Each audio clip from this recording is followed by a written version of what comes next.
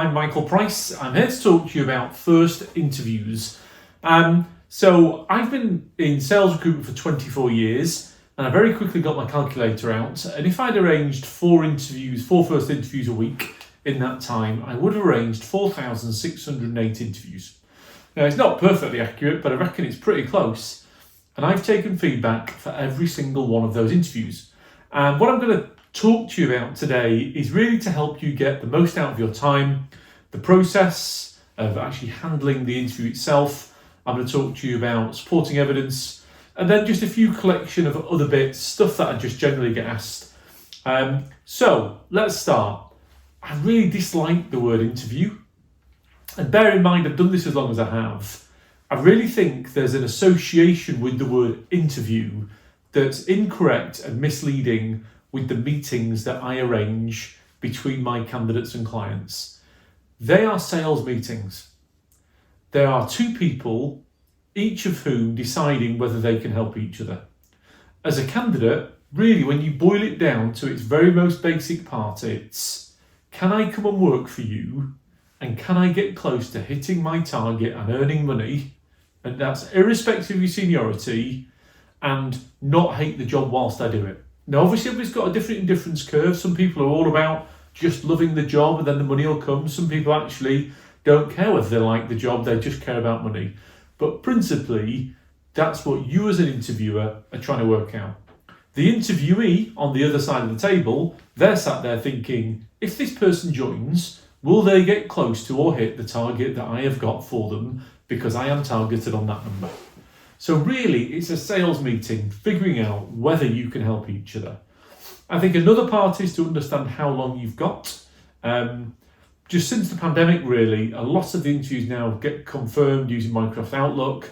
It's very simple to look at it and think, is it 45 minutes? Is it half an hour? Is it an hour? Is it an hour and a half? And I think a lot of the candidates quite often will go, well, do you know what, Mike, we spent a lot longer than an hour, so that must be a good sign. Maybe, but you're risking a lot, really, if you don't know exactly how long you've got to do it. The next part then is about preparation.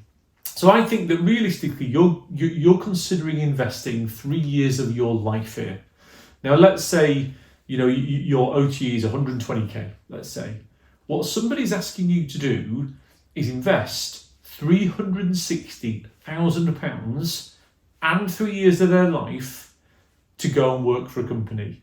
I think when you look at it like that, most candidates would think, well, do you know what? I'm going to do a little bit more than actually just look at their website. And you're doing the research on the company for your benefit in the interview, but for your benefit as a decision. Because very often this happens quickly. Very often it can go first interview, second interview, third interview, 7 days later a job offer. Doesn't always happen like that, but it can. And then you'll be under pressure.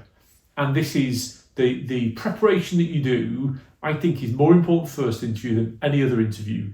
I would be looking at accounts. I'm not an accountant, but it's pretty easy to get and read accounts. I'd be looking at the competitors. I'd be trying to consider where this client ranks. Are there any analyst reports? And the other part that is really important is case studies. I think that, most websites for IT companies are vague at best, but actually it's the case studies that really tell you what the company does. And actually the clients really like it when you've read the case studies. The next part to consider is who is present and what are their positions. An internal recruiter will have a different agenda than a sales director or manager, and a different agenda to a CEO. And then when you think about who's present, you can really think a little bit about just where the role sits and how the company operates.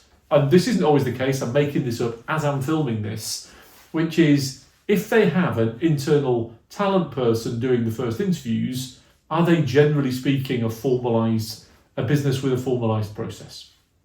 Don't know. If they have internal talent, they're probably of a reasonable size. If they have internal talent, the role is definitely signed off. You never deal with internal talent with a role that's not signed off. I think the other extreme, it's the CEO, and you're being interviewed by a sales role. Why are you being interviewed by the CEO? What's the answer?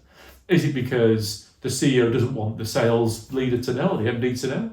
Is it because there isn't a sales leader or sales manager? So think about who is present in the interview itself. Now let's think about opening the interview. And I always say the same thing to every candidate I speak to, which is if I've arranged an interview for you, what you have to consider metaphorically is that I'm an SDR. I've booked you a meeting. I'd like to think I take decent notes. I really would. I've done the job so long, I'd be bloody disappointed if I didn't. But that notwithstanding, I've told you what that client's looking for. If you turn up and just pitch to my understanding of that brief, I hope you'll be right, but you might not be. I think if I was an SDR that booked a meeting, what you would probably do is you would probably say, thanks for speaking to Mike. He's been an SDR. I've known him for a while. He seems to take decent notes, but so I don't assume anything. Can you just tell me a little bit about what you're looking for in the project that we're discussing? That's probably what you'd say. And I think that's a reasonable thing to say here. I would be saying something along the lines of, Mike seems like a decent recruiter. He's given me a pretty good understanding of the role. You've obviously got my CV. So I'm really happy to be sat here. It seems like a good job from the information that I have. But actually, can you tell me a little bit about the role and what you're looking for? I don't think that's an unreasonable start. In fact, I think that's a better opening than most candidates do. Sometimes some of the candidates get into grilling the client too early. Now, clearly, if you're going to invest 3 years of your life and 360k of your own money there, you want to grill the client. But to be clear, they have the money. It's their job. So you've got to sell to them and get them talking first. I think most jobs can be boiled down to 3 things. Indeed, if you've seen one of the job descriptions that I put out there, I always talk about a Venn diagram. And in that Venn diagram, you've got market fit. So which markets does the client want to have experience in? Person fit. So what kind of person they're looking for? Sales leader, alliance, new business, account management, whatever it is. And then product fit. What product experience they're looking for. Sometimes what the candidates will do is if they get into this process and they boil it down to those 3 parts, they will then make the immediate assumption that all those 3 parts are equal. I tell you now, they are not. Every single client has something that's more important than something else. And actually, let's say they sell to retail and they say, well, I'm looking for retail experience. It's partially because you've asked them and partially therefore they've answered the question. But actually, they might not care about retail experience. So when I'm talking to the clients personally about what they're looking for, I'll say, so what kind of person are you looking for? What product do you want them to have sold? What markets do you want them to know? My next question is always, which of those are essential and which of those are absolutely must have? Now, because you've got an interview there, they've read your CV, they've had a summary of some kind. For sure, if I've sent it, they've got a very detailed one, so well qualified, but it's not always the case. But I really get into how important those parts are. And then we've started the interview, you've asked them what they're looking for, they've told you a little bit about that. That's like 3, 4, 5 minutes with a little bit of social interaction. I would be asking very clearly, I'd say, right, thanks for explaining that, understand it, happy to get stuck in and explain where the background fits. If we have a good meeting today, what's the next step? And I'll come on to this more, because I think with most of the clients I deal with, you can be much more direct in terms of the communication style that you have than maybe you would have with your own clients. So during the interview itself, you've got an understanding now of what they're looking for. You might have a job brief. I don't really rate job briefs. I think very few clients write good ones that actually give you any information and therefore anything you can sell to. But nonetheless, you might have a job brief. And hopefully you're working with a decent recruiter who's told you what they want. Really, if it was me and I was in there as a candidate, I would have my notepad or whatever it was, or just use my memory. I tend not to take notes actually anymore. And I'd be thinking, right, this client, this interviewer, they want 4 points. And I'm looking at that thinking, right, I've got to get into covering those 4 points. I've got to refer back to that. And then I've put closing here. If one of their points is, we need somebody that's got experience of selling £500,000 CRM solutions, and I've covered that, at that point, I'm going to say, right, so one of the things you did say you're looking for is somebody who's got experience closing £500,000 CRM solutions. Are you comfortable that I've got that? And then I'd move on to the next bit. I would also be taking evidence. I wouldn't ram it down the throat, but I'd definitely have it. One of the things they might be looking for is somebody who's got complex deal experience. And if I've got some deal examples, from face to face, I'd have it with me. I'd somehow have some medium to give it to them on paper or on an iPad, laptop, whatever.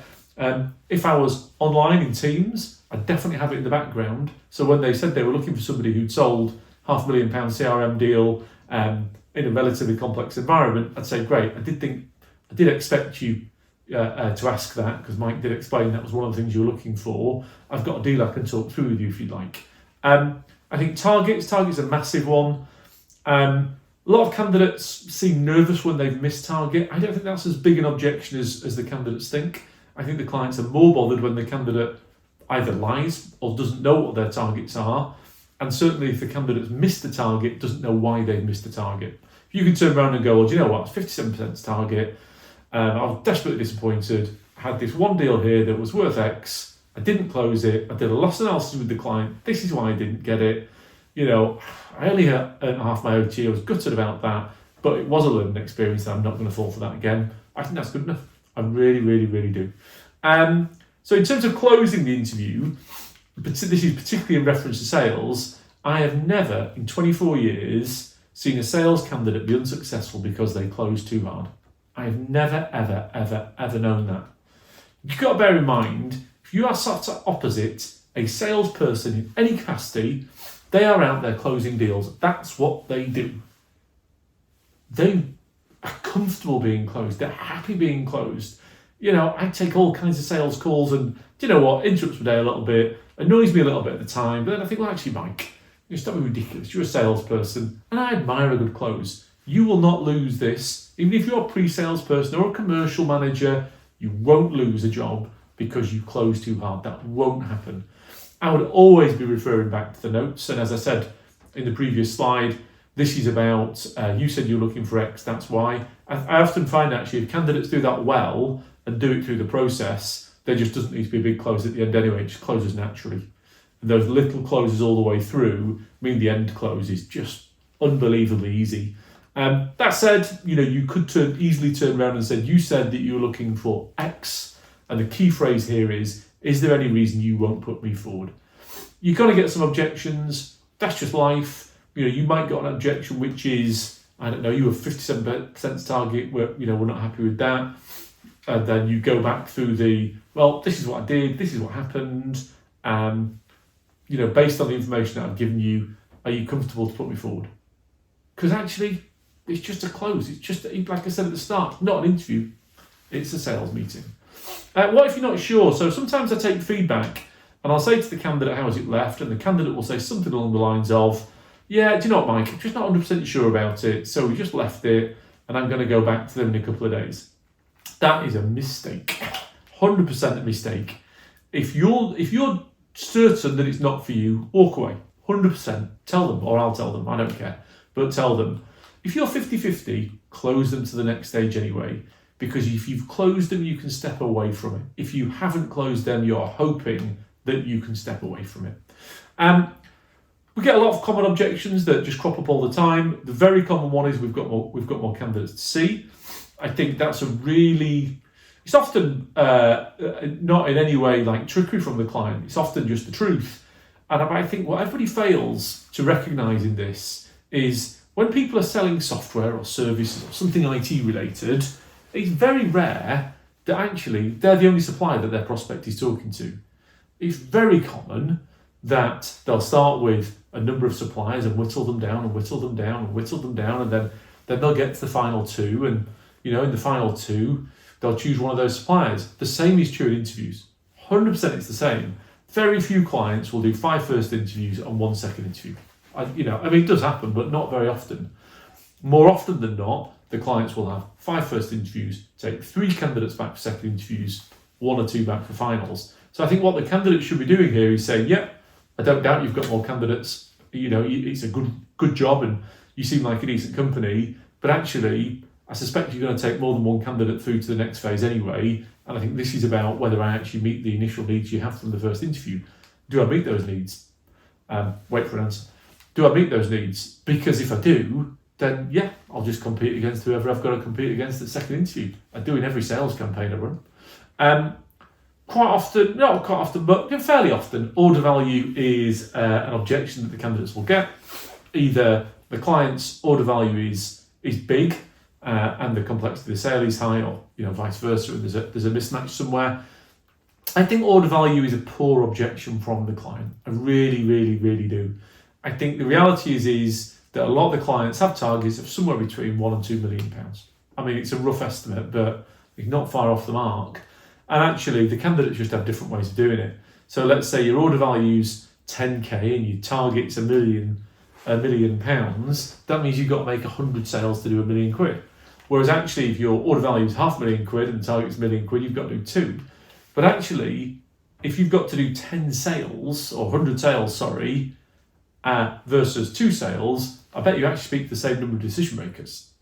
So I just think that order value thing, I think that's often about the complexity of the sale, and actually by and large, a smaller sale has fewer decision makers. But if you've got if your sale's smaller, you've got to speak to make more sales, and you end up speaking to the same anyway. I don't like the order value objection.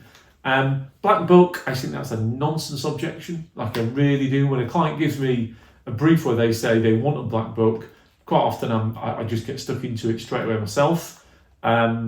So if you're getting that as an objection interview, I'd be saying a few things. 1, I don't see why that's important given the ubiquity of data. 2, I do have some clients that I've sold to, but if you think I'm going to join here and bring them all immediately, that's just a lie. Because obviously I'm going to try and hit my target, but I can't sit here and promise that somebody I sold something to a year ago is going to want to buy something from you. So I'd just be very honest about that. I think something the candidates say really well, and very few people say it actually, is they will say, and I've written this down verbatim, what characteristics did other people you were unsure about have that they meant they made the transition?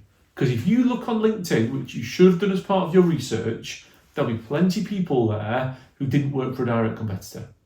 But they had something about them.